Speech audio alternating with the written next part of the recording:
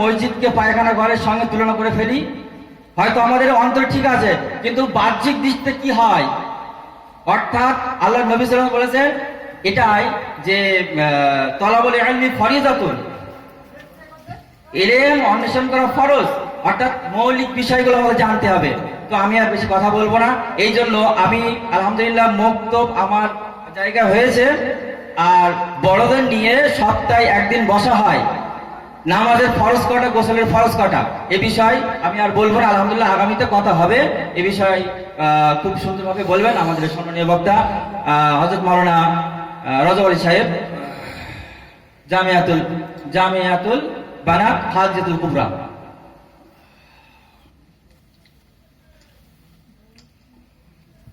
السلام عليكم ورحمة الله وبركاته.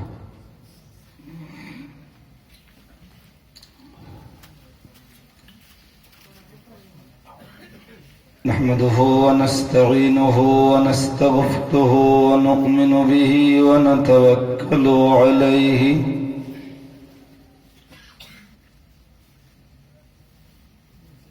ونعوذ بالله من شرور أنفسنا ومن سيئات أعمالنا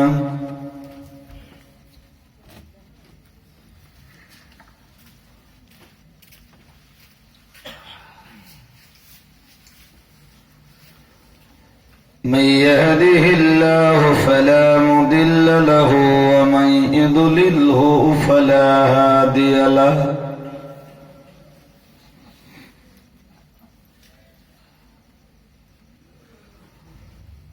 ونشهد أن لا إله إلا الله وحده لا شريك له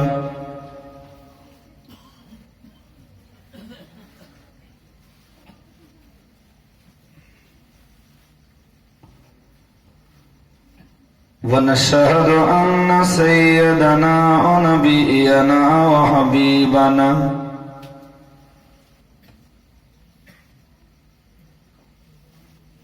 ومولانا محمدا صلى الله عليه وسلم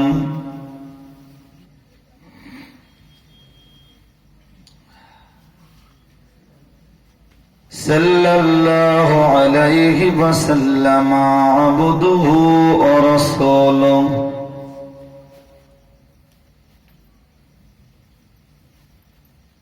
الذي أرسله بالحق بشيرا ونذيرا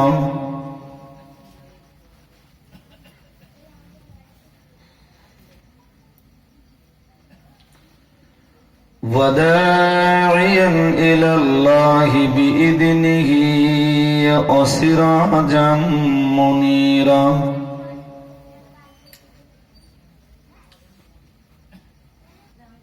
فأعوذ بالله من الشيطان الرجيم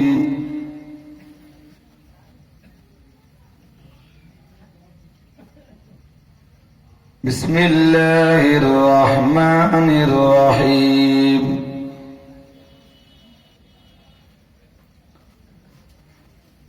إن الله وملائكته يصلون على النبي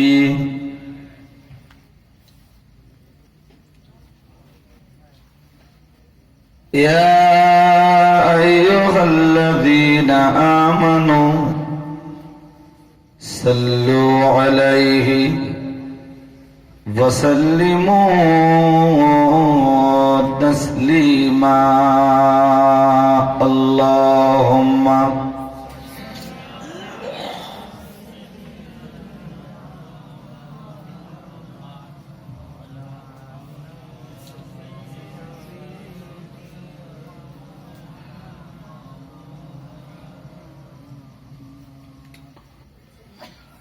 جاءنا محمد بشيرا نذيرا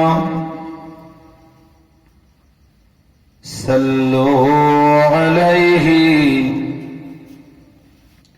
كثيرا كثيرا كثيرا اللهم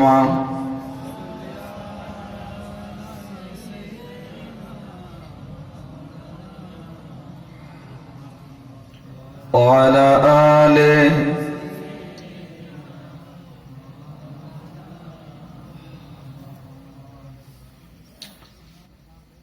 نحمده ونصلي على رسوله الكريم أما بعد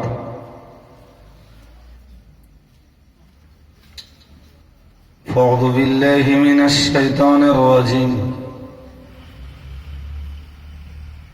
بسم الله الرحمن الرحيم وكنتم أزواجا ثلاثة فأصحاب الميمنة ما أصحاب الميمنة وأصحاب المشأمة ما أصحاب المشأمة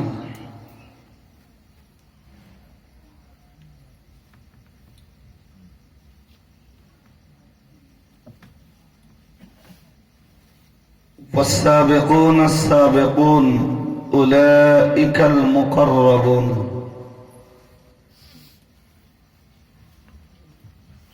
في جنات النعيم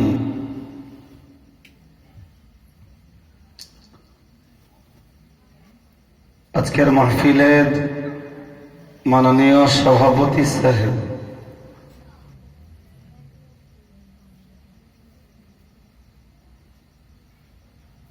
আমন্ত্রিত ওলামায়ে হযরত,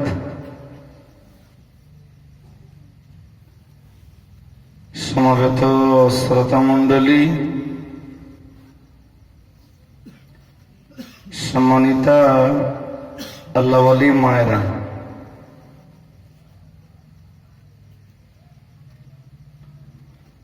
বিগত কয়েক বছর ধরে আলহামদুলিল্লাহ স্বরূপনগর মাদ্রাসা প্রাঙ্গণের এই মজলিসে ধারাবাহিকভাবে আসছি।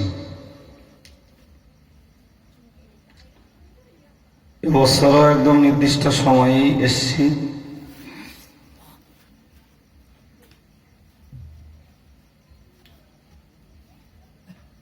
কোরআনুল কারীম থেকে ছোট ছোট কতগুলো আয়াত পড়েছি।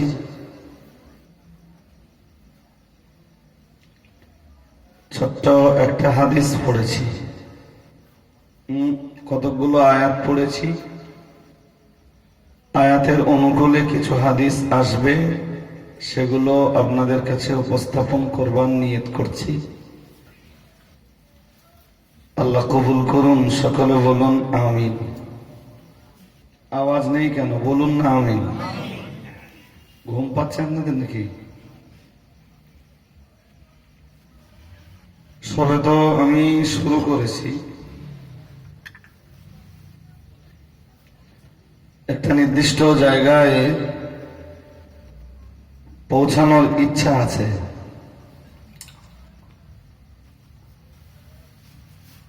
কি ওয়াজ করাবেন তা তিনি ভালো জানেন।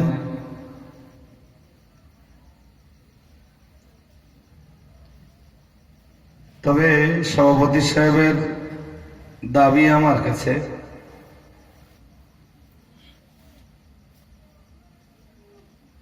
বর্তমান সময়ের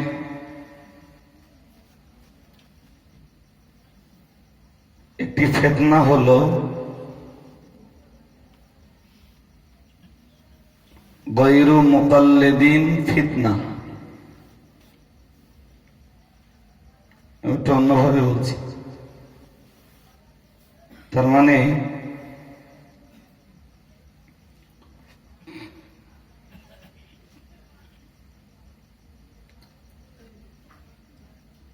এমন একটি সম্প্রদায় থেকে ফিতনাটা ইজহার হচ্ছে, প্রকাশিত হচ্ছে, যাদের দাবি হলো মাযহাব এবং ইমাম মান্যতা দেওয়ার কোনো যৌক্তিকতা নেই।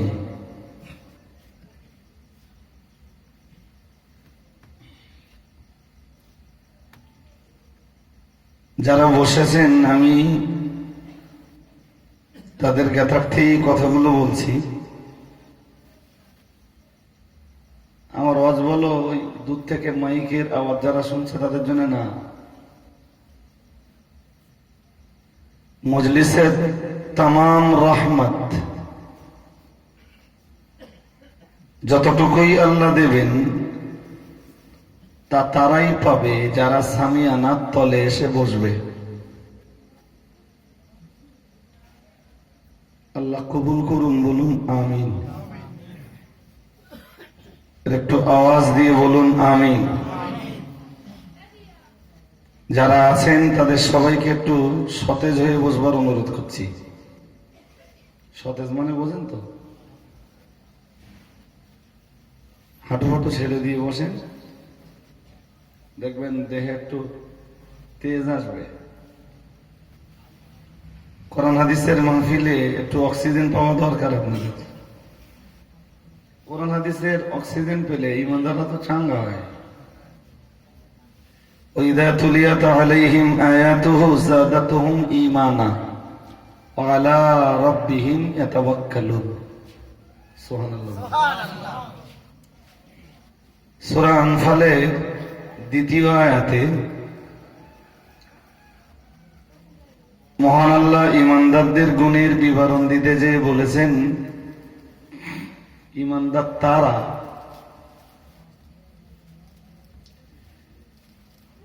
ওয়াইদা তুলিয়াত আলাইহিম আয়াতুহু, যখন আমার আয়াতগুলো তাদের কাছে পড়া হয়, সাদাতুহুম ঈমানান, তাদের ঈমানের নূর, ঈমানের আলো, ঈমানের পাওয়ার, ঈমানের ক্ষমতা আরো বেড়ে যায়। আর একবার মন খুলে বলুন ও, শুনতেছেন নাকি? মন দিয়ে শুনতে হবে। ঈমান বাড়ে না, ঈমান আল ঈমানু লা ইয়াজিদ ওয়া লা ইয়ানকুস। মূল যে ঈমান এটা বাড়েও না, এটা কমেও না।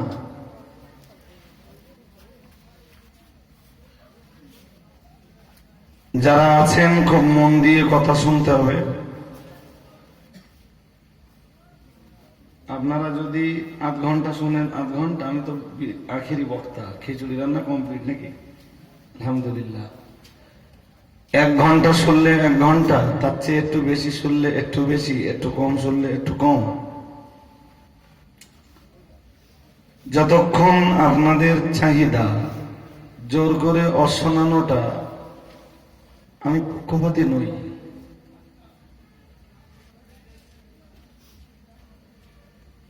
যারা ওই 8 আর 10 মাইক পায়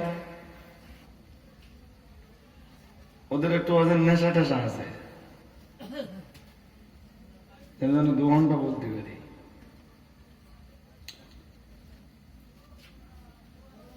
এমন কোন রাত তো নেই যে রাত্রে অজ করা হয় না। আর অজ করার কোনো জায়গা না পাই, ছাত্রদের কাছে অজ জুড়ে দেই বিনা মাইকে। যেদিন কোনো জায়গা না পাই সেদিন বাড়ি অজ করি। বাড়ি বাচ্চা কাচ্চা আছে, গিন্নি আছে, মা আছে, ওরা একটু অসম। চল আধ ঘন্টা, 1 ঘন্টা, 2 ঘন্টা, 2.5 ঘন্টা করা লাগবে এরকম কোনো ব্যাপার না। সভাপতি সাহেবের দাবি ছিল এই গায়রে মুকাল্লিদিন যে ফিতনার উপরে কিছু কথা বলা। আসলে আমি না এক সময়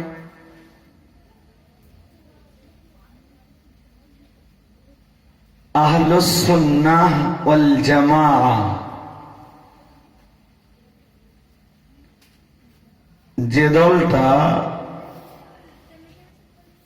প্রিয় রসুলের হাদিস থেকে ঘোষিত জান্নাতি।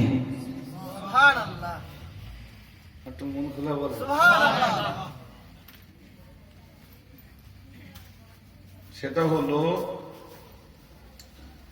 আহলুস সুন্নাহ ওয়াল বলুন জামাআ। আরবি শব্দই শিখতে হবে, এখানে বাংলা বাংলা বলা যাবে না। কিছু শব্দ করতে করতে আসে যেগুলোর বাংলা বলা হার্ড অ্যান্ড টাফ ব্যাপার।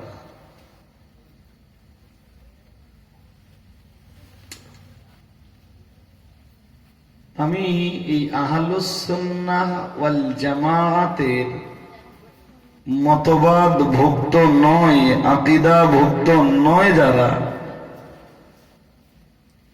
একটা পিরিয়ডে এখান থেকে 3-4 বছর আগের বক্তব্য যদি ঘাঁটেন, আমার প্রচুর বক্তব্য পেয়ে যাবেন, একদম এভেলেবেল। যত কায়দায়, যত আইটেমে, যত সিস্টেমে, যত তরিকায় বলা যায়, সব রকম তরিকায় বলা আছে। নতুন করে যে কিছু বলতে পারবো না সেটাও নয়, তবে ভারতবর্ষে এক্ষুনি আমরা যে সিচুয়েশন, যে কন্ডিশন, যে পরিস্থিতি, যে পরিবেশের মোকাবেলা করছি, এই পরিবেশে দাঁড়িয়ে আমি একরকম ভিন্ন ভিন্ন মতবাদের অনুসারী যারা, তাদের এগেনস্টে মুখ খোলাটা বলতে পারেন আপাতত খানিকটা বন্ধ রেখেছি।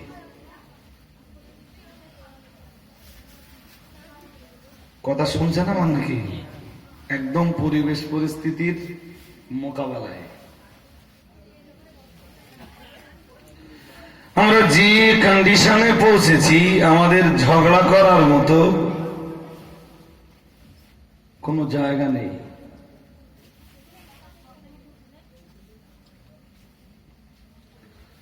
ভারতবর্ষ তথা পশ্চিমবঙ্গের রাজনীতির যা কন্ডিশন, তাতে মুসলমান যদি এখনো বিভাজিত হয়, তো মুসলমানদের জীবনে এমন অন্ধকার ঘনিয়ে আসবে যে অন্ধকার থেকে মুক্তি পাওয়া মুসলমানদের জন্য অত্যন্ত কঠিন হয়ে যাবে।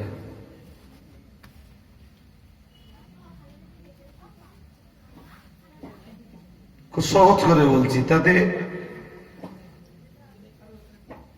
সস্তায় রাজনীতি করা কিছু লোক তো আছে,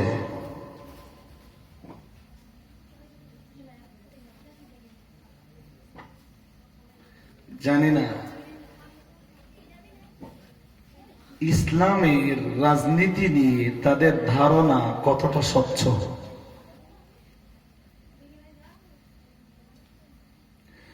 তবে আমি যদি বলি ইসলামের রাজনীতি আছে, কোরআন দিয়ে, হাদিস দিয়ে সেটাকে প্রমাণ করার, সবুত করবার যোগ্যতা রাখি। কম রাখি আর বেশি রাখি, যোগ্যতাটা রাখি। আলহামদুলিল্লাহ, লা ফখরা, এতে আমার কোনো অহংকার নেই, গর্ব নেই, অহমিকা নেই, দাম্ভিকতা নেই।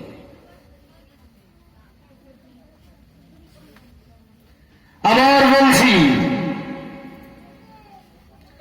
ইসলামের ভিতরে রাজনীতি ছিল, আছে, থাকবে।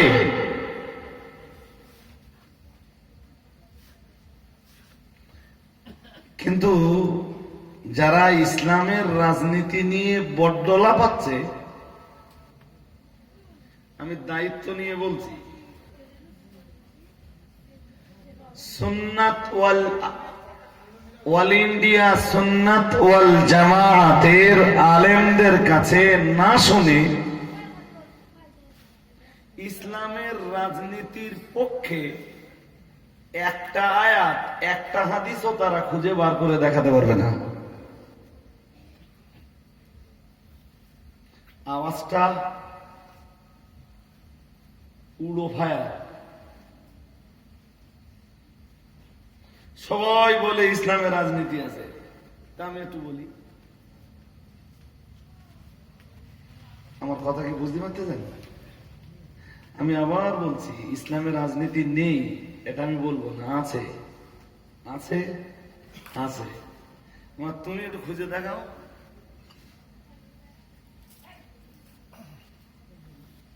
এত চা দিচ্ছে না তো, কোনো চা হবে না। চা খেতে খেতে যদি সময় কেটে যায়, শ্রোতার কাছে কথা বলবো কখন? এইটা না, এটাও আমার আজকের বক্তব্যের বিষয়বস্তু না, আলোচ্য সূচি নয়।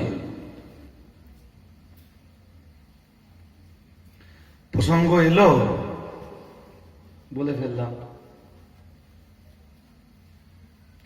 যদি বলেন বর্তমান পৃথিবীতে, বর্তমান ভারতবর্ষে কৃষকদেরকে শোষণ করার নাম রাজনীতি, তাহলে ইসলামে কোনো রাজনীতি নেই। আমি শুধু রূপগুলো বলছি, চেহারাগুলো, ব্যাখ্যা একটাও দেবো না, শুধু কথাগুলো শুনে রাখেন। আজকে যদি মনে হয় এই যে ভারতবর্ষের একদম উঁচু স্তরে বসে থাকা রাজনৈতিক নেতা যারা, নরেন্দ্র মোদী আর তার দলবল, নতুন যে কৃষি বিল বার করেছে, কি বিল? কৃষি বিল। এই কৃষি বিলে যে ধারাগুলো আছে,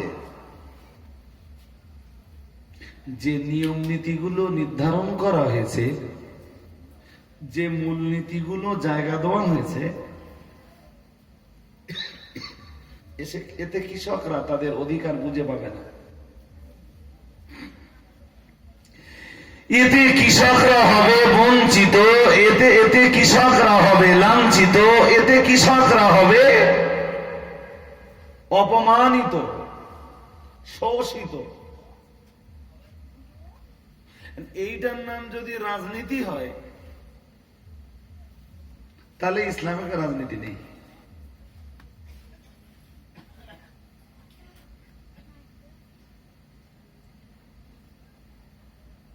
কথা কি শুনছেন নাকি? শুনছেন? এবার আমার জিজ্ঞেস করেন, ইসলামে কি আছে? ইসলামে আছে, মুহাম্মদ সাল্লাল্লাহু আলাইহি ওয়াসাল্লাম বলেছেন, উতু আজরাল আজিদ। সুবহানাল্লাহ বলুন, সবাই মিলেমিশে বলুন সুবহানাল্লাহ। মুহাম্মদ সাল্লাল্লাহু আলাইহি ওয়াসাল্লামের রাজনীতি, মুহাম্মদ সাল্লাল্লাহু আলাইহি ওয়াসাল্লামের রেখে যাওয়া সার্বজনীন থিওরি, যেটা টিএমসি ঘোরাতে পারে না, বিজেপি ঘোরাতে পারে না, আরএসপি ঘোরাতে পারে না, ফ্রড ব্লক ঘোরাতে পারে না, বিশ্ব হিন্দু পরিষদ ঘোরাতে পারে না। আসমান আর জমিন যতদিন টিকে থাকবে, যতদিন সূর্য পূর্ব আকাশে উদয় হবে, পশ্চিম আকাশে অস্ত যাবে, মুহাম্মদ সাল্লাল্লাহু আলাইহি ওয়াসাল্লামের এই রাজনৈতিক থিওরি পৃথিবীতে ততদিন কায়েম থাকবে। সরকার ঘুরে যাবে আর নীতি পাল্টে যাবে, ইসলামের রাজনীতি ওই নীতিকে বিশ্বাস করে না। ইসলামের নীতি সার্বজনীন নীতি। সুবহানাল্লাহ। আরেকটু মন খুলে বলেন, ইসলামের নীতি মুহাম্মদ সাল্লাল্লাহু আলাইহি ওয়াসাল্লামের রেখে যাওয়া থিওরি, মুহাম্মদ সাল্লাল্লাহু আলাইহি ওয়াসাল্লামের রেখে যাওয়া নীতি আর আল্লাহর দেওয়া থিওরি, এটা সর্বযুগে সর্বকালে সর্বশ্রেণীর মানুষদের জন্য সমভাবে প্রযোজ্য। আর একটু মন খুলে বলেন।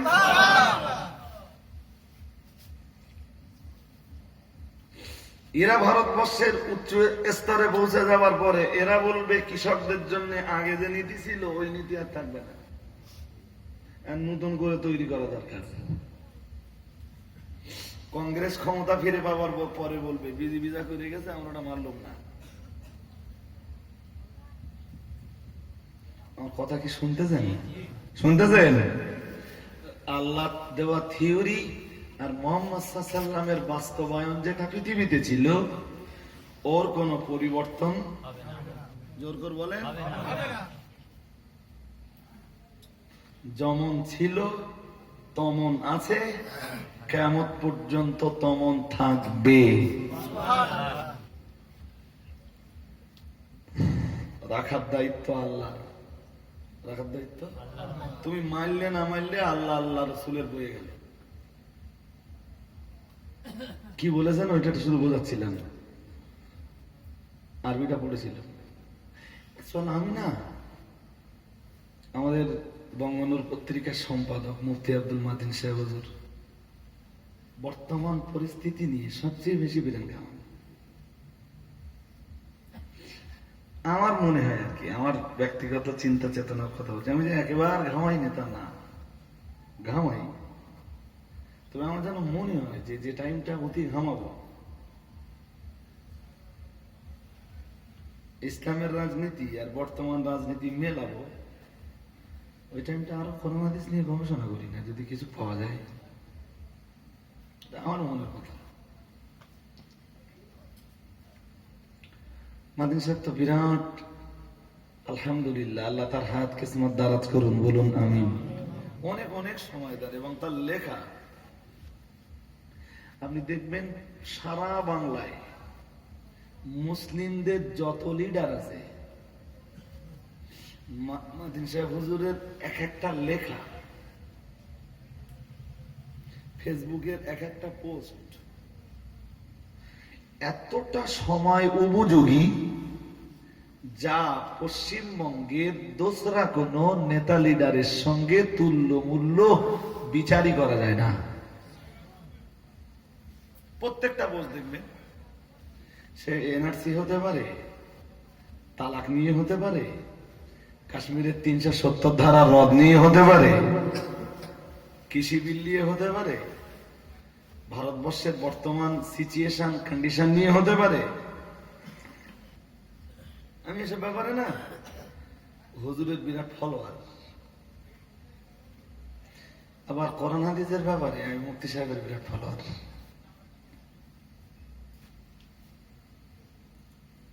হুজুর আমার রাস্তা দেখিয়েছেন, কোরআন হাদিস কিভাবে চয়ন করব, কিভাবে উপস্থাপন করব, কোন আয়াতের ব্যাখ্যা কিভাবে করতে হবে, কোন হাদিসের ব্যাখ্যা কিভাবে করতে হবে। আমি মুফতি সাহেবের ফলোয়ার। আমি তাঁত জোড়া আলেম বাংলার মাটিতে খুঁজে পাইনি। আল্লাহ তার ইলমে আমলে বরকত দান করুন, বলুন আমিন। আর একটু মন খুলে বলেন আল্লাহ তার হায়াতে তাইয়্যিবা সেহাতে কুল্লিয়া নসিব করুন, বলুন আমিন। ছাড়ুন, ওই যেটা বলছিলাম ওটা বলে নেই। কৃষকদের অধিকার নষ্ট করা, এটা যদি হয় বর্তমান ভারতের রাজনীতি, আবার বলছি তাহলে ইসলামের রাজনীতি নেই। আর ইসলামে যদি রাজনীতি থেকে থাকে তাহলে কৃষকদের অধিকার খর্ব করে যে রাজনীতি বর্তমান ভারতে, এটা রাজনীতি বলেই গণ্য না। শোষণ কখনো রাজনীতি হতে কোশ্চিন কালও হতে পারে না।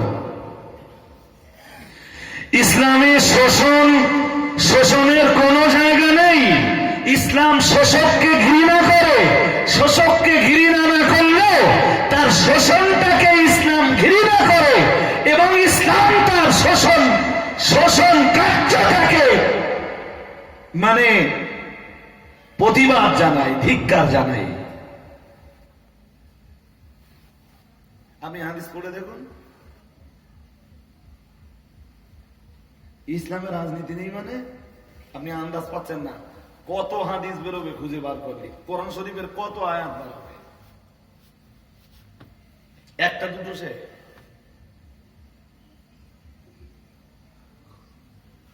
একটা ছোট্ট অংশ পড়েছি। কি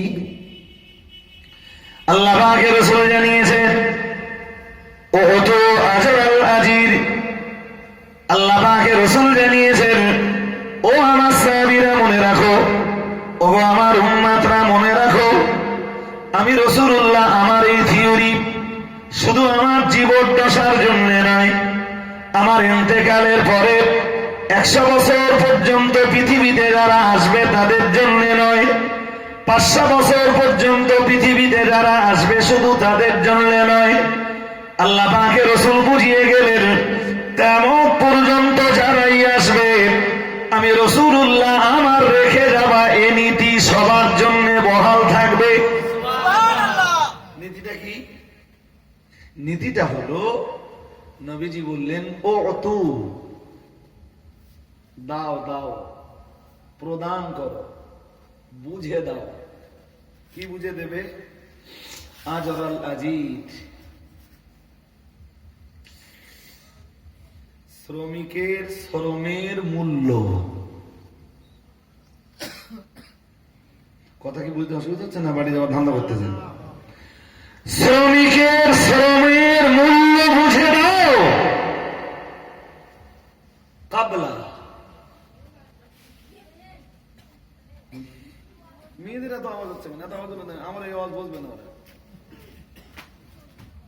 কাবলা পূর্বে, আইয়াজিফাল আরাক গায়ের ঘাম শুকিয়ে যাবার আগেই। একটু মন খুলে বলেন আর একটু খুশি হয়ে বলেন। এবারে দুটো তিনটে কথা ছোট ছোট,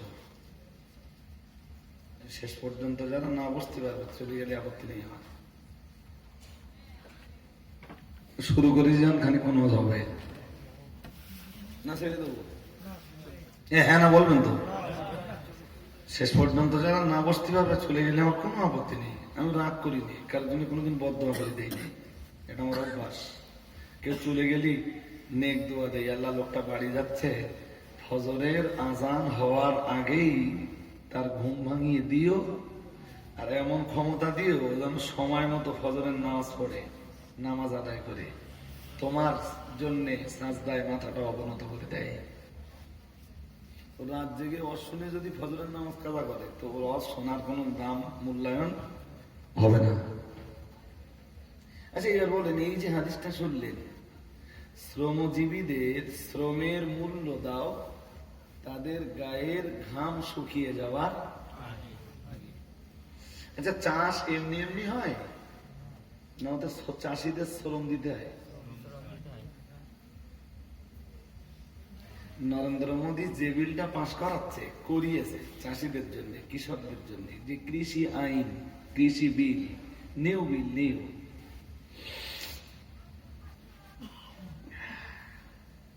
এতে শ্রমিকরা যদি শোষিত হয়, তা নবীন নীতির সাথে বর্তমান নরেন্দ্র মোদী বলি আর বিজেপির নীতি বলি, এ দুটো কি মিল পাচ্ছি?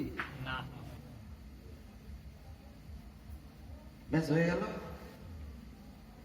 হয় মোদীর নীতি আর নইলে কত।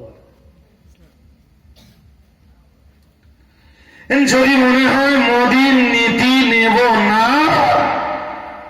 তাহলে নবীন নীতি কায়েম করো। আর নবীন নীতি কায়েম করতে গেলে রাজনীতির ময়দানে নেমে পড়ো। তোমরা যারা নবীন নীতি কায়েম করবা বলে লাপাচ্ছ, তার আগে ভারতবর্ষে তাকিয়ে দেখো তোমরা কজন।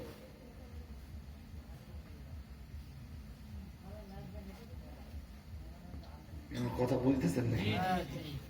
আমি বলছি মুহাম্মদ সাল্লাল্লাহু আলাইহি ওয়াসাল্লামের নীতি পৃথিবীর শ্রেষ্ঠ নীতি।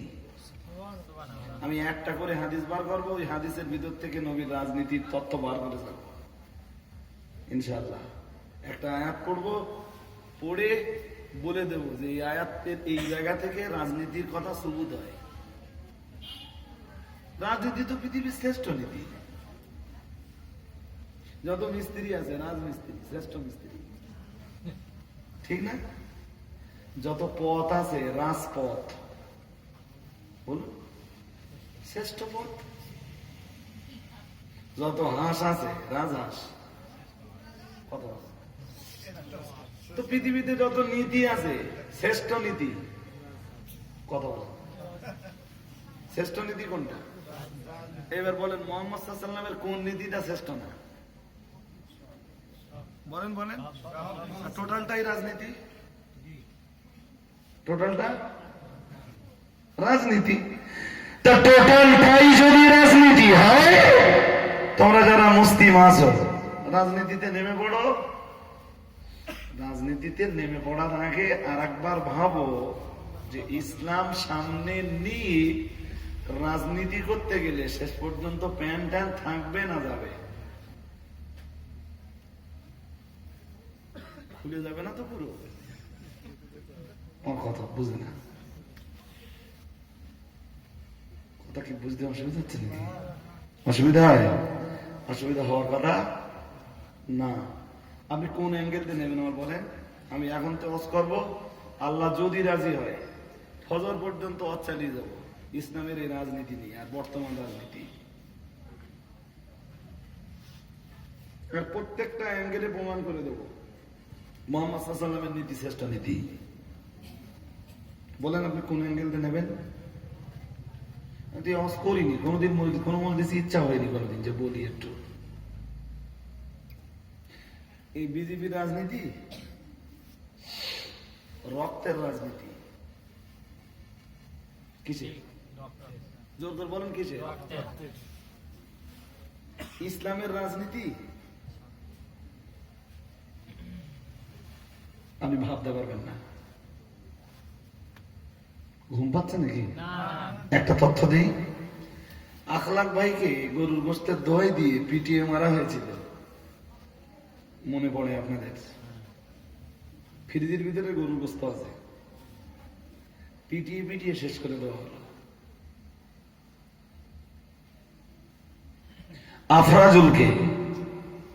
আফরাজুল ভাইকে মারা হলো দা দিয়ে কুপিয়ে। লাস্ট টাইম গায়ে পেট্রোল ঢেলে দিয়ে আগুন দিয়ে পুড়িয়ে। আল্লাহ তাদেরকে জান্নাত দান করুন, বলুন আমিন। আরো একবার বলেন আমিন। জোনায়েদ নামের মাদ্রাসার ছেলেটাকে চলন্ত রেল থেকে ফেলে শহীদ করে দেওয়া হলো। আল্লাহ তাকে শহীদদের কাতারে দাঁড় করিয়ে দিন, বলেন আমিন। একটু জোর করে মুহাম্মদ সাল্লাল্লাহু আলাইহি ওয়াসাল্লামের নীতি শুনবেন? কথাই বলেন, শুনবেন? তো কোরআন শরীফ খুললে তো পেয়ে যাবেন, পাবেন না? কটা আয়াত নেবেন? কোরআনের নীতি শ্রেষ্ঠ নীতি। একটু মন খুলে বলেন। আরে কোরআনের চেয়ে ভালো নীতি আছে নাকি? ব্যাস রাজনীতি। কোরআন যদি হয় শ্রেষ্ঠ, কোরআনের নীতি যদি হয় শ্রেষ্ঠ নীতি, তো কোরআনের সব আয়াতের নীতি রাজনীতি। চোর ধরে হাত কেটে নাও, পারবা? হ্যাঁ না, চোর ধরেছো, কোরআনের নীতি তো এটা। হ্যাঁ না বলো? কে দিয়েছেন? আল্লাহ যেটা দিয়েছেন সেটা শ্রেষ্ঠ নীতি তো। চোর ধরো, হাত কাটো। দেখো চামড়া কেন বেদমি হয়। নেশা লাগতেছে ইসলামের রাজনীতি করবা। হ্যাঁ, কেউ যদি বলে আমি এমনি রাজনীতি করবো, তো হাজার বার তুমি রাজনীতি করো, যাও। তোমার ব্যাপারে আমার কোনো বক্তব্য নেই, কোনো মন্তব্য নেই। মগা তুমি যদি বলো ইসলামের রাজনীতি, মাতালগুলো ধরো, 80টা করে চাবুকের বাড়ি দাও।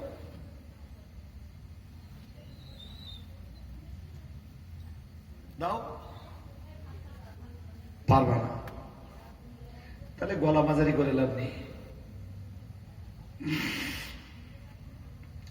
কোরআন শরীফে মহান আল্লাহ জানিয়েছেন, ওয়ালা ইয়াকতুলুনান নাফসাল্লাতী হারামাল্লাহু ইল্লা বিল হক। মহান আল্লাহ জানিয়েছেন, তোমরা যারা আমার ইসলামকে কবুল করেছো, আমি আল্লাহ পাক রব্বুল আলামিন আমার নবীর প্রচার করা ধর্মকে মঞ্জুর করেছো, আমার বান্দা হিসাবে যারা গণ্য হয়েছে, আমি আল্লাহ পাক রব্বুল আলামিন আমার বান্দা হিসাবে যারা পরিচয় লাভ করেছে, অথবা আমার বান্দা হিসাবে পরিচয় লাভ করার চেষ্টা করে চলেছে, শোনো বান্দারা, শোনো ঈমানওয়ালা ইসলামওয়ালারা, আমি আল্লাহ পাক রব্বুল আলামিন বলে দিলাম, তোমাদের জন্য আমি অনেক নীতি নির্ধারণ করে দিয়েছি। আবার আমি আল্লাহ আর একটা নীতি তোমাদের জন্য নির্ধারণ করে দেব। আল্লাহ পাক রব্বুল আলামিন বললেন, ওয়ালা ইয়াকতুলুনান নাফসা। মহান আল্লাহ জানিয়ে দিয়েছেন, না না না না না, কখনোই তোমরা অকারণে কোনো মানব হত্যা করতে পারবা না। কি হত্যা? জোর করে বলেন। মুসলমান হত্যা বলেছে? কিছু বলে না। এটা বুঝতে হবে তো, শব্দ বুঝতে হবে আগে, ওর ভিতরে ঢুকতে গেলে, ওর ভিতরের মজা নিতে গেলে, ওর ভিতরে স্বাদ পেতে গেলে শব্দের ভিতরে ঢুকতে হবে। আল্লাহ বলেছেন, ওয়ালা ইয়াকতুলুনান নাফসা। শোনো, তোমরা কোন জীবন হত্যা করতে পারবে না। সেটা ইহুদির জীবন হতে পারে, কার জীবন? খ্রিস্টানের হতে পারে, হিন্দুর হতে পারে, জৈনের হতে পারে, বৌদ্ধের হতে পারে। পৃথিবীতে আসমানের নিচে জমিনের উপরে যে যে যে ধর্ম অবলম্বী হোক না কেন, অকারণে কোন জীবনকে তোমরা হত্যা করতে পারবা না। পারবা না। তাহলে মোদি আর যোগী ওরা এই থিওরিটা কোথায় পেল? 8 লাখ বার ধরে মারতে হবে, আফরাজুলি পড়াতে হবে। ইসলামের রাজনীতিতে বেধর্মীদেরও মারবার কোন অধিকার আল্লাহ কোরআনে দেয়নি। আপনি দেখেন, মুহাম্মদ সাল্লাল্লাহু আলাইহি ওয়াসাল্লাম মক্কা বিজয় করেছেন, নিঃস্বার্থভাবে সবাইকে ক্ষমা করে দিয়েছেন। আর একটু মন খুলে বলে, এ নীতি কার? নবী শুধু বাস্তবায়ন করেছেন। যদি তোমরা বলো যে মানুষ মারাটাই আসল রাজনীতি, রক্ত ঝরানোই রাজনীতি, তাহলে আমরা বলতেই হবে যে আমরা ইসলামের রাজনীতি নেই। আর ভালো করে তাকিয়ে দেখো, আমাদের ইসলামে যে রাজনীতি আছে, আমাদের ইসলাম আমাদের যে নীতি শিখিয়েছে, আমাদের নবী আমাদের জন্য যে থিওরি রেখে গেছে, তাম পৃথিবী কোন নেতা কোন লিডারের থিওরির সঙ্গে ইসলামের থিওরি মেলে না। ইসলামের থিওরি সর্বযুগে সর্বকালে সর্বশ্রেণীর মানুষদের জন্যই শ্রেষ্ঠ।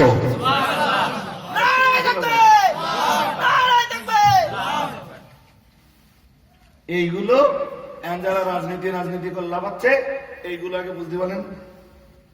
ও তো বলছি একটা আয়াত, আর একটু শুনবেন না? ঘুম পাচ্ছে, বলার ইচ্ছা থাকে না, তা আপনারা শুনতেছেন বলে টুকটুক করে বলতেছি। সূরা, আমার আবার সমস্যা হচ্ছে আয়াত মনে থাকে না। আয়াত দেখলে বলতে পারবো কি আছে ওতে, মন থাকে না। শোনো, তার আগে একটা হাদিস বলি। ইসলামে আগে যে আয়াতটা পড়ছিলাম, কি বলেছিলাম? অকারণে জীবন নষ্ট, অকারণে মানব হত্যা। ওখান থেকে একটা কথা বেরিয়ে আসে, সেটা হলো তাহলে কারণ বশত মানুষকে মারাও কথা কি বোঝা গেল? অকারণে যাবে না, মানে কারণ থাকলে যাবে। যেমন ইন্ডিয়াতে আছে ফাঁসি দিয়ে ঝোলাও, কথা বুঝতে পারতেছি না? যেমন আফজাল গুরুর ফাঁসি হলো, সে অপরাধী ছিল না, আপন জায়গায় থাক, আদালতের রায় হয়েছে, ফাঁসি দিতেছে। ধনঞ্জয় মনে পড়েনি? ফাঁসি হয়েছিল না? তো কারণে মারা হয়েছে না অকারণে? ইসলাম এরকম 3টি কারণ দিয়েছে। কয়টা? মুখস্থ করতে করতে বাড়ি যান।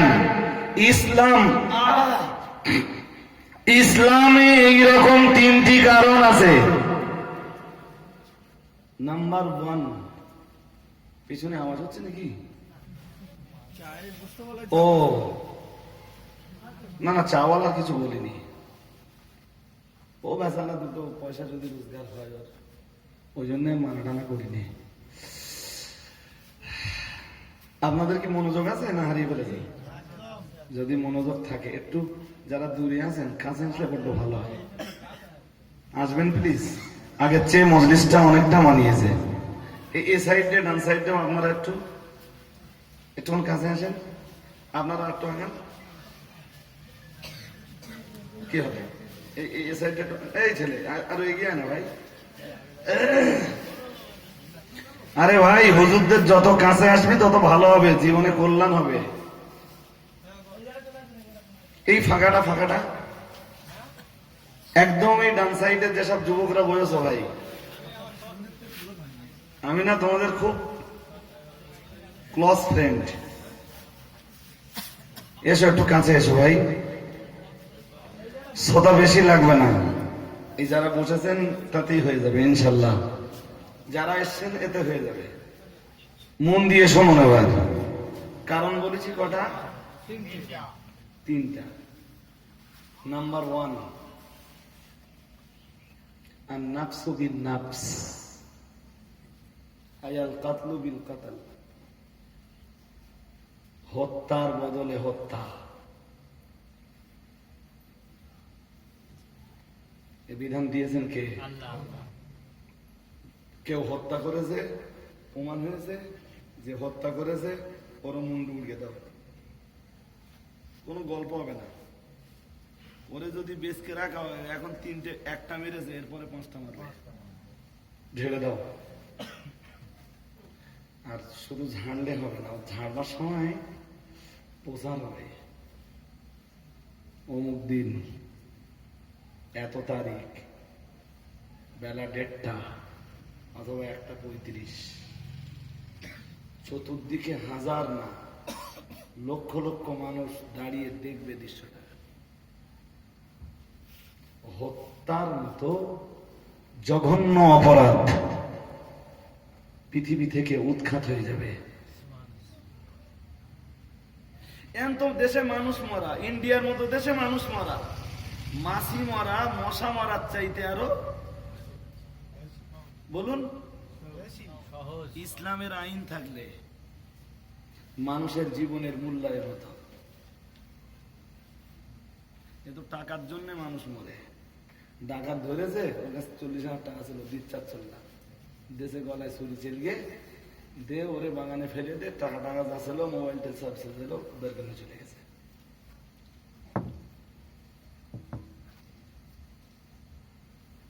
কথা শুনতেছেন নাকি? শুনতেছেন? শুনবেন? যদি শোনেন একটু আপনাদের ধৈর্য ধরতে হবে, 1 মিনিট। কোরআন শরীফের আর একটা আয়াত আছে, সূরা মায়দা, আয়াতটা খুব ভাইটাল। আপনি জানেন নরেন্দ্র মোদীর বাবার বাবা 14 পুরুষের জন্ম হয়নি। ইসলাম সন্ত্রাসবাদের বিরুদ্ধে, ইসলাম ডাকাতের বিরুদ্ধে, ইসলাম রাত্রে বেলা যারা রাহাজানি করে ফাঁকা জায়গায় দাঁড়িয়ে লোকের বুকে বন্দুক ঠেককে তো বলে না, মাল আদায় করে, টাকা টাকা না দিলে ঝেড়ে দেয়। কোরআন তাদের বিরুদ্ধে সংবিধান নাজেল করেছে, তথা আল্লাহ সংবিধান নাজেল করেছেন বিশ্ব নবীর উপর। একটু নিয়ম খুলে বলেন। আমার দেশে যে সংবিধান চলে ডক্টর বি আর আম্বেদকরের রচনা করা, তার নেতৃত্বাধীন কমিটির রচনা করা। বি আর আম্বেদকরের শ্রদ্ধা করি আমি, তিনি আমার দেশের সংবিধান রচনা করেছেন, আমি তার একবার না হাজারবার শ্রদ্ধা করি। তবে এটাও বলবো, যখন ডক্টর বি আর আম্বেদকরের বাবার বাবা 14 পুরুষের জন্ম হয়নি, কোরআনে মুহাম্মদ সাল্লাল্লাহু আলাইহি উপরে ডাকাতের কি শাস্তি, চোরের কি শাস্তি, সন্ত্রাসীর কি শাস্তি, রাজারি যারা করে বেড়ায় তাদের কি শাস্তি, হত্যাকারীদের কি শাস্তি, জখমকারীদের কি শাস্তি, যে লোকটা দাঁত উপড়ে দেছে তার কি শাস্তি, চড় মেরে কান ফাটিয়ে দেছে তার কি শাস্তি, ঘুষি মেরে নাক সমান করে দেছে তার কি শাস্তি, চড় মেরে চোখ উপড়ে দেছে নষ্ট করে দেছে তার কি শাস্তি, ঘুষি মেরে ঠোঁট ফাটিয়ে দেছে তার কি শাস্তি। আল্লাহ পাক কোরআনে এই তাম অপরাধের শাস্তির ঘোষণা সম্বলিত আয়াত তার রাসূলের উপরে নাযিল করেছে। কত বছর আগে? কথা বলছেন না কেন? কত বছর? আপনি শুনলে অবাক হয়ে যাবেন। আপনি কি মনে করেন কোরআন শরীফে নেই ওয়ালা রাতাবিন ওয়ালা ইয়াবিসিন ইল্লা ফি কিতাবিম মুবিন? আল্লাহ বলেছেন আমি দেইনি আমার কোরআনে এরকম কিছু নেই। সুবহানাল্লাহ বলেন। আরে এমনি আল্লাহ বলতেছেন সূরা মায়দায় কি? আমি সেই আয়াতটা এখনো যাইনি, বলো আয়াতটা এখনো বার করতে পারিনি। সূরা মায়দার অন্য একটা আয়াতে আল্লাহ বলছেন আপনাদের আয়াতটা শোনা, কিন্তু আজ আবার দরকার। কোথায় দরকার একটু বুঝে নেন। اليوم أكملت لكم دينكم وأتممت عليكم نعمتي ورضيت لكم الإسلام دينا। মহান আল্লাহ জানিয়েছেন সূরা মায়দার 3 নম্বর আয়াতের শেষের দিকে মহান আল্লাহ জানিয়েছেন اليوم أكملت لكم دينكم। প্রিয় নবী মুহাম্মদুর রাসূলুল্লাহ সাল্লাল্লাহু আলাইহি ওয়াসাল্লাম আল্লাহ পাকের নবীর উপরে কোরআন নাযিল হয়েছে মানে 40 বছর বয়সে। রাসূলুল্লাহর বয়স তখন 63 বছর। আল্লাহ পাকের হাবিবি বিদায়ী হজ্জের ময়দানে আল্লাহ পাকের রাসূল এই হজ্জের পরে মাত্র খুব টেনে টুনে বলা যায় 3 থেকে 3.5 মাস রাসূলুল্লাহ পৃথিবীতে থাকবেন। ও বাবাজিরা ভাইরা, আল্লাহ পাকের রাসূল বিদায়ী হজ্জের ময়দানে লক্ষাধিক মানুষের সামনে যখন হজ করছিলেন, খুতবা রাখছিলেন, বিদায়ী হজ্জের ভাষণ যখন দিচ্ছিলেন, না না না না না পরের বছরের হজ রাসূলুল্লাহ পাবেন না। এত বড় মানুষ মানে এত বড় সমাগম রাসূলের চোখে আর পড়বে না। ও বাবাজিরা ভাইরা, তাই খুব লম্বা করে রাসূলুল্লাহ ভাষণ দিলেন। গভীরভাবে বুঝবার ব্যাপার, প্যারা নবী মুহাম্মদুর রাসূলুল্লাহ সাল্লাল্লাহু আলাইহি ওয়াসাল্লাম বিদায়ী হজ্জের ময়দানে যখন তার বাহনের উপরে বসে ভাষণ দিচ্ছিলেন, আল্লাহ পাক রব্বুল আলামিন ওই সময় কোরআনের আয়াত নাযিল করে দিলেন। বিশ্ব নবীর উপরে আয়াত নাযিল হয়ে গেল। আল্লাহ পাক রব্বুল আলামিন নবীকে জানালেন, নবী শুনুন, আমি আল্লাহ পাক রব্বুল আলামিন বলছি আল-ইয়াওমা আকমালতু লাকুম দীনাকুম ওয়া আতমামতু আলাইকুম নি'মাতি। আল্লাহ পাক রব্বুল আলামিন বললেন, ও নবী শুনুন, আজ আকমালতু লাকুম দীনাকুম, আমি আল্লাহ আপনাদের জন্য আপনাদের ধর্মটাকে পূর্ণ করে দিলাম। কিয়ামত অবধি যা লাগবে সব দিয়ে ফেলেছি, কিচ্ছু বাকি নেই। যেটা সহজে না পাওয়া যাবে ওর ভিতরে ঢুকলে পাওয়া যাবে। আর একটু মন খুলে বলে, যেটা কোরআন শরীফের স্পষ্ট আয়াতে না পাওয়া যাবে ওটা কোরআন গবেষণা করে বার করা যাবে। আর একটু মন খুলে বলে, ওই গবেষণা যারা করে তারাই হয় ইমাম, তারাই হয় ইমাম, তারা হয় মুজতাহিদ। আর তারা গবেষণা করে যেটা বার করে ওর নাম কিয়াস। আর ওই কিয়াস যখন সবাই মেনে নেয়, সবাই যখন একমত হয়, ওর নাম ইজমা। ওর নাম ইজমা। আমার কথা কি বুঝতে পারতেছেন? হ্যাঁ, তাহলে এই জায়গাতে মোটামুটি ওই সভাপতি সাহেব কি বলতেছিল, কথা বলে না, সভাপতি সাহেব কি বলছিল? হ্যাঁ, ওরা বলে যে মজাব টজাব মানা যাবে না, এমন মুস্তাহিদ কিছু মানা যাবে না। শরীয়তের 90% মশলা বাদ চলে যাবে। কত শতাংশ? যদি কেউ বলে মজাব মানবো না, মজাব মানবো না, তো শরীয়তের 90% মশলা বাদ চলে যাবে। কথা কি শুনতেছেন নাকি? শুনতেছেন? আলহামদুলিল্লাহ। জি, তা এ যদি এই নিয়ে এখন লম্বা করে বলতে যাই, তা আমার আলোচনার মানে এখানে এই যে আলোচনাটা করছিলাম ওটা এখানে দেখে এই লাইনে আবার আলোচনা নতুন করে করা লাগবে আমার, কিন্তু আমি ও লাইনে যাব না। আল ইয়াউমা আকমালতু লাকুম দীনাকুম, আল্লাহ বললেন সূরা মায়দায়, বিদায়ী হজের দিন নবীর উপর নাযিল হচ্ছে, ও নবী আপনাদের জন্য আপনাদের দিন, আপনাদের ধর্মকে আমি পূর্ণ করে দিলাম। লামাজাবি ভাইরা বললে দিন যখন পূর্ণ হয়েছে তাহলে ইজমা কিয়াস লাগবে না। কথা কি বোঝা গেছে? আমরা কি বললাম? আমরা বললাম শরীয়তের 90%, খুব মন দিয়ে না শুনলে বলে বোঝা যাবে না, আমরা বললাম শরীয়তের 10% মসলা ডাইরেক্ট কোরআনের আয়াত থেকে বেরিয়েছে।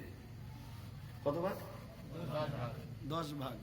বাকি 90% বেরিয়েছে কোরআন আর হাদিসকে গবেষণা করে। তুমি যদি বলো এটা মানবা না, তাহলে আমি তোমার একটা ফতোয়া জিজ্ঞেস করি, ফতোয়া দাও দিন, পাবজি খেলা যাবে কিনা? ডাইরেক্ট কোরআনের আয়াত দিয়ে সুবুত করতে হবে, ডাইরেক্ট, কোনো ব্যাখ্যা নেব না। ওইরকম দেখবো পাবজি লেখা আছে, তোমার 14 পুরুষ উদ্ধার হয়ে যাবে। আমার কথা কি বোঝা গেছে? বোঝেনি? এই যে ফুক ফুক করে যারা বিড়ি খায়, তুমি বিড়ির মশলাটা বার করে দেখাও দিন, কোরআন থেকে দেখাও নইলে হাদিস থেকে দেখাও, কেন ক্ষমতা আছে? যেই বার করুক, হয় তাকে কিয়াসে যাওয়া লাগবে আর নইলে ইজমা, হয় কিয়াস আর নইলে ইজমা। আমার কথা কি বুঝতে পেরেছেন? এই জন্যে আমরা বললাম আল্লাহ সব দিয়ে দিয়েছেন, এটা আমরাও বিশ্বাস করি, কোনটা স্পষ্ট ভাবে আর কোনটা অস্পষ্ট ভাবে। যেগুলো দিয়েছেন ওগুলো আমার মতো ক্ষুদ্র ছোট্ট একটা কূপের ভিতরে যে ব্যাঙ থাকে, ওই ব্যাঙ সমুদ্রের খবর, কূপের ব্যাঙ সমুদ্রের পানির খবর রাখে? ও মনে করে আমি যেখানে আছি এর চেয়ে বেশি পানি আর কোন জায়গায়। ইমাম মুস্তাহিদরা হলেন দরিয়া, মন খুলে বলেন। আমরা যারা এই হুজুর হযরত মাদ্রাসায় পড়ে হয়েছি, আমরা হলাম কুয়োর ব্যাঙ। কথা কি বোঝা গেছে নাকি? আমি লোকেরটা বলছি না, আমারটা বলতেছি। আবার কে হয়তো বলবেন দেখেছো মৌলানাদের তাই কুয়োর ব্যাঙ বলেছে। হ্যাঁ, তাই তো। যদি লোকের ক্ষেত্রে কাজে না লাগান, আমার ক্ষেত্রে কাজে লাগানো আমি রাগ করবো না গো। জি ছাড়ুন। তবে মজার ব্যাপার হলো, ও বাবাজিরা ভাইরা, দয়াল নবী যেমন ইসলাম প্রচার করেছেন, ও মুসলমান বাবাজিরা, দয়াল নবী মুহাম্মদুর রাসূলুল্লাহ সাল্লাল্লাহু আলাইহি ওয়াসাল্লাম তিনি যে কালমা প্রচার করেছেন, ওই একই কালমা প্রচার করেছেন হযরত নবী আদম আলাইহিস সালাম, ওই একই কালমা প্রচার করেছেন লা ইলাহা ইল্লাল্লাহ হযরত নূহ আলাইহিস সালাম, ওই একই কালমা প্রচার করেছেন হযরত নবী ইব্রাহিম আলাইহিস সালাম ওই একই কালেমার প্রচার করেছেন। হযরত নবী মুসা কিংবা ঈসা আলাইহিস সালাম तमाम দুনিয়ার নবী রাসূলরা সবাই একই কালেমার প্রচার করেছেন। নবী ঈসা আলাইহিস সালাম ওই একই কালেমার প্রচার করেছেন। নবী ইসমাঈল আলাইহিস সালাম তিনি ওই একই কালেমার প্রচার করেছেন। নবী হযরত ইয়াকুব অথবা ইউসুফ আলাইহিস সালাম তারা ওই একই কালেমার প্রচার করেছেন। ও বাবাজিরা ভাইরা, হুদ নবী অথবা সালেহ নবী তারা ওই একই কালেমার প্রচার করেছেন। না না না না না, আল্লাহ পাক রব্বুল আলামিন কোন নবীর জামানায় কোন নবীর পিরিয়ডে কথা বলেননি। আল-ইয়াওমা আকমালতু লাকুম দীনাকুম। আল্লাহ পাক রব্বুল আলামিন কোন নবীর জীবনের শেষ বেলাতে যে মহান আল্লাহ এই ঘোষণাটা জানলি, আজ আমি আল্লাহ তোমাদের জন্য তোমাদের ধর্ম পূর্ণ করে দিলাম। প্রিয় নবী মুহাম্মদুর রাসূলুল্লাহ সাল্লাল্লাহু আলাইহি ওয়াসাল্লাম বিশ্ব নবীর উপরে 40 বছরে কোরআন নাযিল হলো। 63 বছরের জিন্দেগিতে রাসূলুল্লাহ পদার্পণ করলেন। বিদায়ী হজ্জের ময়দানে রাসূলুল্লাহ আল্লাহ পাক রব্বুল আলামিন ঠিক কোরআন নজুলের 23 বছর পরে দয়ার নবী রাসূলুল্লাহর উপরে আয়াত নাযিল করে দিয়ে বললেন, ও আমার নবী মনে রাখুন, আমি আল্লাহ পাক রব্বুল আলামিন বলে দিলাম, আল-ইয়াওমা আকমালতু লাকুম দীনাকুম। আজ আমি আল্লাহ আপনাদের জন্য আপনাদের ধর্মকে পরিপূর্ণ করে দিলাম। কিয়ামত পর্যন্ত মানব জীবনের যত নিয়ম নীতি, যত মসলা মসাইল, যত ফতোয়া ফরায়েজ যা যা লাগবে সব আমি আল্লাহ কোনটা স্পষ্ট ভাবে কোনটা অস্পষ্ট ভাবে আমার কোরআনের ভিতরে ঢুকিয়ে দিয়েছি। আর একটু মন খুলে বলেন দিন পূর্ণ হয়েছে কোন নবীতে? কথা বলে না, কোন নবীতে? এটা আমাদের, আমরা আলহামদুলিল্লাহ পড়বো না? আর একটু জোর করে বলে। চলুন এবার যে আয়াতটা শোনাবো সেটা হলো কি, আপনাদের অসুবিধা হচ্ছে নাকি? তাহলে তো ওই সর্বনাশ অনেক হয়েছে তো, 12টা 20। জি শুনুন, কিছু মানুষ তো বলবেন যে হুজুর হোক, হুজুর হোক হোক বলবেন না? এই আয়াত পড়লি না, একটা আয়াতের ভিতরে ঢুকলি অনেক খুলে লেগে যাবে। একটা আয়াতের ভিতরে ঢুকি যদি, এটা সূরা মায়েদার 33 নম্বর আয়াত। কত বলেছি বলেন? এই আয়াতে ডাকাতের শাস্তি কি, রাহাজানি করার শাস্তি কি, সন্ত্রাস সৃষ্টি, যারা ওই বন্দুক ফন্দুক নিয়ে দেখায় লোকেরা যে মাল আছে আমার কাছে, বেশি এ করলে টেনে দেবো, ওরা কি কিছু বলে না। সন্ত্রাসী, সন্ত্রাস না, সন্ত্রাসী যেটা করে ওইটারে বলে সন্ত্রাস। ভয় দেখায়, ভয় ভয়, দুদিকে দুটো মাল ঘুষ দিয়েছে, পুলিশও দেখতে পায়, ভালো লোকের প্যাকেট চেক করে, প্যাকেটে কিচ্ছু নেই। আরে ঠিক না ভুল বলবো? ভালো লোকের আমার মাঝে মাঝে ধরে, তা খোলা বাজার মাঝখানে দুদিন ধরেছে রাত্রিবেলা, তাই লাইট জ্বেলে দেই, আর পুলিশ কিছু জিজ্ঞেস করলে আমি উত্তর দিই, ড্রাইভার কথা বলে আর আমি মুচকে মুচকে হাসি। সাত যখন তোমরা সামনে চোর চলে যায়, তোমরা দেখতে পাও না, কথা বলেন পায় পায়।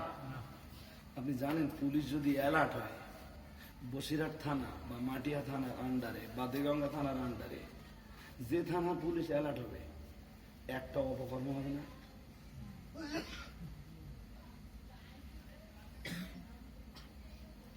পুলিশের চাইতে বড় ঘুষখোর আসমানের নিচে কারা আছে আমার জানা নেই।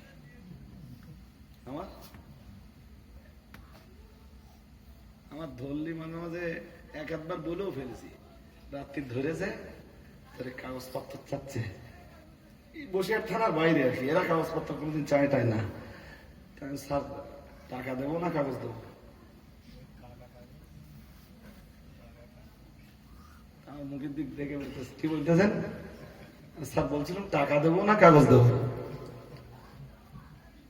পুলিশের চোখ মোটামোটা হয়ে গেছে, দেখতেছেন মোটামোটা, মোটা মোটা চোখে দেখতেছেন কেন? এই তো দেখতেছি যত গাড়ি যাচ্ছে সব টাকা দিচ্ছে, একটারও কাগজ চেক করতেছেন।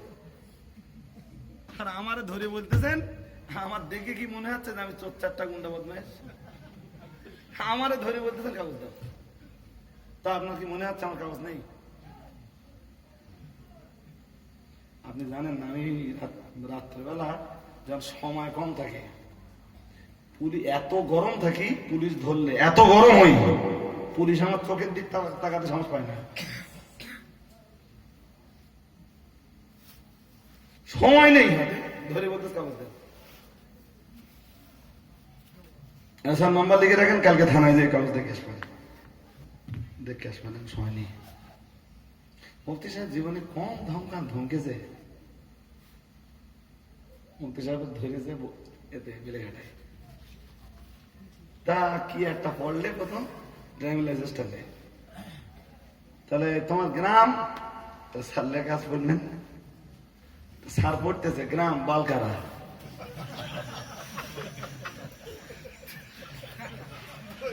সত্যি সত্যি ওরা লেখাপড়াও জানে না। আমি অবাক হয়ে যাই। তখন আমার বাইক কেনারও পয়সা নেই, জানেন? আমার চাচার গাড়িতে গেছি দত্তপুকুর, আর আমার চাচা লেখাপড়াও জানে না। গাড়ির কাগজ মনে করে জমির দলিল হতো। এবার আমি দত্তপুকুর থেকে বেরিয়ে চাচা জিজ্ঞেস করছি, চাচা কাগজ আসতো? তাহলে হ্যাঁ আছে, কাকা নিছি, বাস্কেটে আছে। এখন সে ভাই সে গল্প করার মতন না, গোপালপুর মোড়ে ধরেছে। গোপালপুর মোড়ে দেখতেছেন, তখন রোজ দাঁড়াতো গোপালপুর মোড়ে। আমি তো আজকের জিনিস না, 20 বছর, আমার 20 বছরের বেশি আমার রজের বয়স হয়ে গেছে। তা ধরেছে, ধরে সাপ তো ঘুমোচ্ছে, সাপ যেটা আছে ওটা ঘুমোচ্ছে, কাগজ আমার চাচা দেশে জমির দলিল বের করে। ওই দেখে স্যার বলতেছে অন্যগুলো ডেকে, ওই দেখ সব ঠিক আছে, সাইড দে। গল্প হচ্ছে না, বলো বাস্তব জীবনের অভিজ্ঞতা। সেদিন আমি বুঝেছিলাম পুলিশই হ্যাঁ কিছু অফিসার আছে তারা হায়ার এডুকেটেড, কিন্তু এই যারা এই রাস্তার ধারে দাঁড়িয়ে পয়সা টয়সা নেয়, ওরা বল কিছু জান না। বল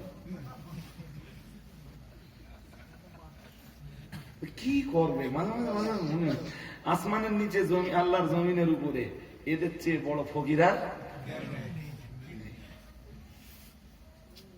আজকে আয়াত পড়েছিলাম সূরা ওয়াকিয়া থেকে, সে আমি ঢুকতে পারিনি, আর পারবো না, ব্যাকে দিতে পারবো না, সম্ভব না এখান থেকে ফিরে যাওয়া।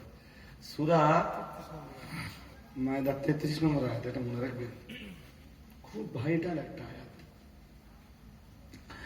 إنما جزاء الذين يحاربون الله ورسوله ويسعون في الأرض فسادا أن يقتلوا أو يسلبوا أو تقطع أيديهم وأرجلهم من خلاف أو ينفوا من الأرض ذلك لهم خزي في الدنيا ولهم في الآخرة عذاب عظيم. সূরা মায়দার 33 নম্বর আয়াত। আমার দেশের সংবিধানে কি আছে আমি জানি না ভালো, সংবিধান নিয়ে খুব বেশি পড়াশোনা আমি করতে পারিনি, তবে উচিত প্রত্যেকটা মাওলানাকে ভারতবর্ষের সংবিধান সম্বন্ধে মোটামুটি ধারণা রাখা উচিত। এটা মুসলমান ঘরের প্রত্যেকটা এডুকেটেড পার্সনকে, ছেলে এবং মেয়ে, সংবিধান সম্বন্ধে ধারণা রাখা উচিত। পুলিশ পর্যন্ত ওদের কাছে ভের খেয়ে যাবে, একমাত্র অফিসার গুলো বাদে। ওরা একটু আইন কানুন মোটামুটি ওরা ধারা বসাতো ওরাই। আপনি কি মনে করেন ওই যারা কনস্টেবল মতো আছে, হোমগার্ড টাইপের যারা, আপনি কি মনে করেন ওরা আইন কানুন সব জানে? ওর হয়তো জিজ্ঞেস করলে ওর মাইনে কত বলতে পারবে না, স্যার তোমার মাইনে কত হয়তো বলতে পারবে না। ওরা মাইনের খবর রাখে না, প্রতি মাসে ঘুষ কত পায় এটা খবর রাখে, আপনি জানেন না। আর ভালো করে খোঁজ খবর নিয়ে দেখবেন পুলিশের ছাওয়াল ছাওয়াল পিলে খুব একটা ভালো হয় না। কি ঘুমাচ্ছেন না শুনতেছেন? পুলিশের ছাওয়াল পিলে খুব একটা ভালো হয় না। এক একজন যারা ভালো আছে, ঘুষ টুস খায় না, তাদের সংসারে শান্তি আছে। আর তাদের ছাওয়াল পিলে সারা জীবন ওই হারাম খাওয়াচ্ছে, তা কি হবে? পুলিশ শুনলে আমার উপর বিপদ রাগ করবে, আমি এটা জানি, জেনেও বলছি। চলো, আল্লাহ পাকের কোরআন জানিয়েছে ওয়ায়াসাউনা ফিল আরদি ফাসাদান। আল্লাহ পাক রব্বুল আলামিন জানিয়েছেন আল্লাহর জমিনে যারা সন্ত্রাস সৃষ্টি করে। শুনছেন নাকি? কি সৃষ্টি করে? সন্ত্রাস। তাদের শাস্তি কি ঘোষণা দিচ্ছেন কে? কথা বলে না, ঘোষণা দিচ্ছেন কে? আল্লাহ বলছেন তাদের শাস্তি হলো, মুখস্থ করুন, আমার দিকে তাকান। মহান আল্লাহ জানিয়েছেন তাদের শাস্তি হলো আইয়ুকাত্তালু, মাথা কেটে দাও। কি করো? জোর করে বলেন, কি করো? ও বেশ কে রেখো না, সমস্যা, ওটা ভাইরাস, ওটা